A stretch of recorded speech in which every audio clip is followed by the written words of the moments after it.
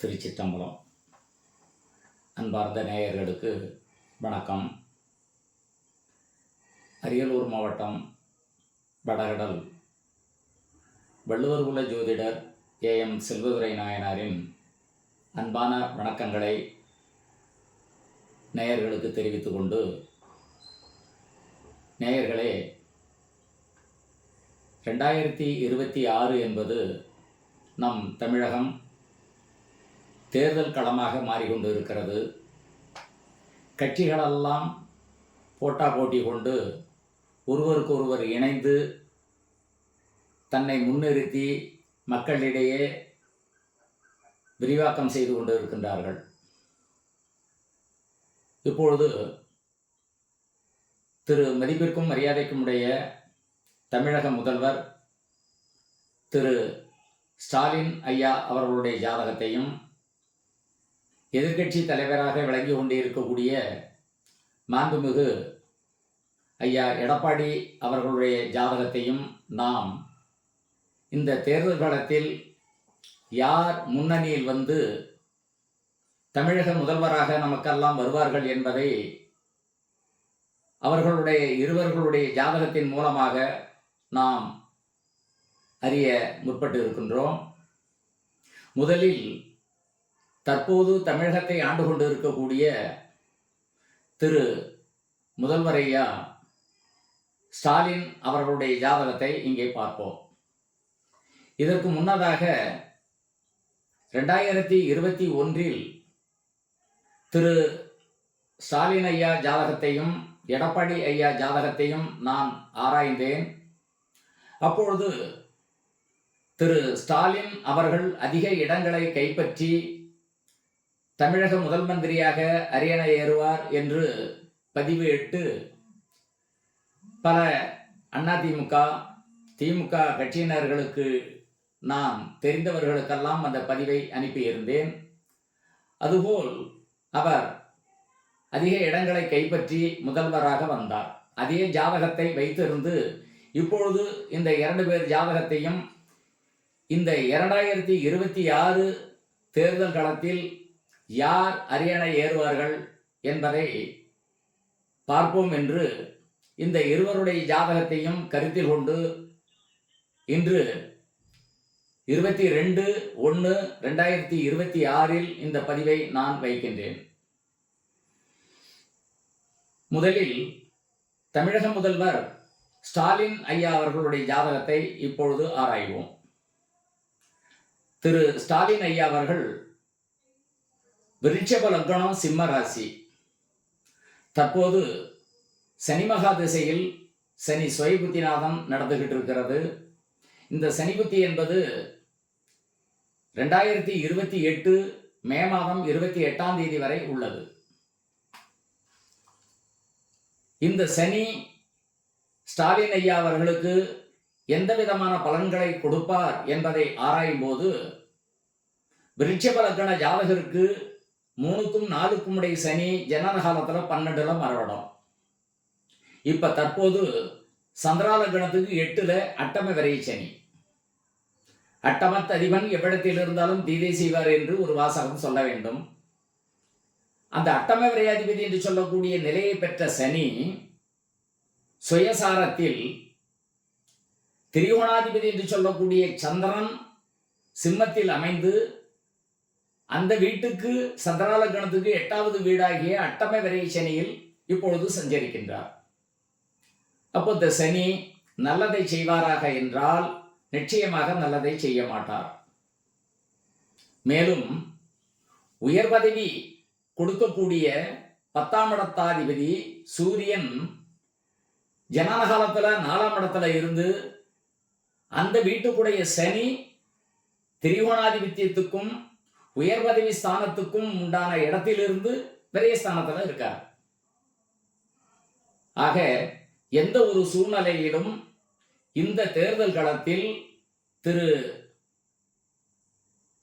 மு.க. ஸ்டாலின் ஐயா அவர்கள் வெற்றி கனியை ஈட்டுவதில் முடியாத ஒரு காலகட்டத்தில் உள்ளார். அதனால் பல கடுமையான முயற்சிகளில் தன்னுடைய கட்சியின் பலத்தை ஓரளவுக்கு தக்க வைத்துக் கொள்ளுவதே சிரமமாக ஒரு நிலையான நிலை உள்ளது. ஆதலால் இந்த முறை என்பது முதலமைச்சர் என்று சொல்லக்கூடிய பதவியை அவர் தக்க வைத்துக் கொள்ளுவதில் மிகவும் சிக்கலான சூழ்நிலை இருக்கிறது என்பதே இவருடைய ஜாதகத்தின் மூலமாக தெரிகிறது. மேலும் எடப்பாடி ஐயா அவர்களுடைய ஜாதகத்தை அடுத்தது நாம் பார்ப்போம். எடப்பாடி ஐயா அவர்களுக்கு அஸ்தம் நட்சத்திரம், கன்னி ராசி, ரிஷப லக்னம். இப்போ லக்னத்துல ஜனன காலத்துல குரு பகவான், அதே குரு பகவான் இப்பொழுது 2ஆம் இடம் தனஸ்தானத்துல இருக்கார், குடும்பஸ்தானம், ரொம்ப சிறப்பான இடத்துல இருக்கார். ரிஷப லக்னத்தாருக்கு தர்ம கர்ம விரையாதிபதி அப்படின்னு சொல்லுவார்கள். தர்ம கர்மஸ்தானம், தர்மத்தையும் கர்மத்தையும் கொடுக்கக்கூடியவர் சனி. இது ரிஷப லக்னத்தாருக்கு மட்டும்தான் பொருந்தும்.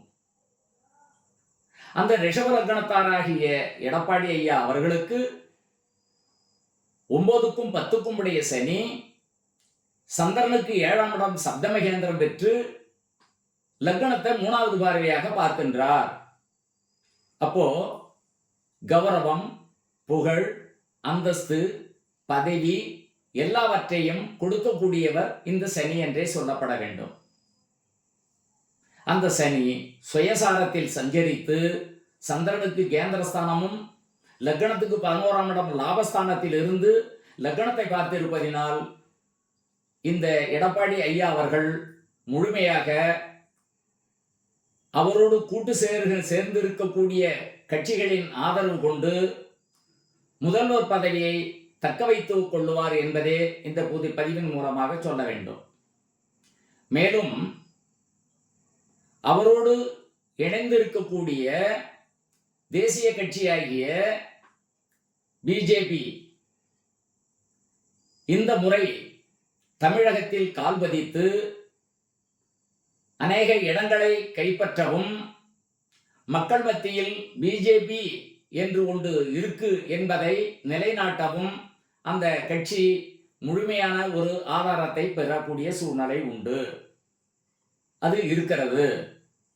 மேலும் மற்ற சக கட்சிகளோடு சார்ந்திருக்கக்கூடிய திரு எடப்பாடி பழனிசாமி ஐயா அவர்கள் பல இடங்களில் வெற்றி பெற்று முதல் மந்திரியாக வருவதற்குண்டான முழுமையான கிரகம் அவருக்கு இருக்கிறது என்றும், இந்த 2026இல் இவர் முதல்வராக வருவதற்கு கட்டாயமாக வாய்ப்பு உண்டு என்றே கிரகங்கள் வலுவாக சொல்லப்படுகிறது.